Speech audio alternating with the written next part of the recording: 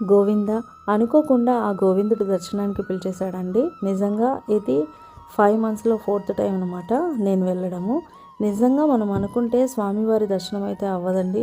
ఆయన పిలుచుకోవాలి, మనకు దర్శనం ఇవ్వాలి అనుకుంటేనే అవుతుంది. అప్పటికప్పుడు అనుకొని 2 గంటలకైతే బయలుదేరాము కడప నుంచి.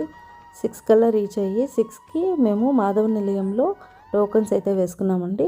మాధవ నిలయంలో టోకన్స్ తీసుకోవాలి స్వామివారికి అంటే Aadhaar card compulsory. Aadhaar card xerox అయినా ఆధార్ కార్డ్ ఒరిజినల్ అయినా మనం చూపిస్తే వాళ్ళు స్కాన్ చేసుకొని మన ఫోటో తీసుకొని మనకి ఇలా స్వామివారి దర్శనానికి టోకెన్ అయితే ఇస్తారు. మేమైతే 27th టోకెన్ వేయించుకుంటే 28th ఈవినింగ్ 6 o'clockకి దర్శనం టోకెన్ అయితే దొరికింది మాకు.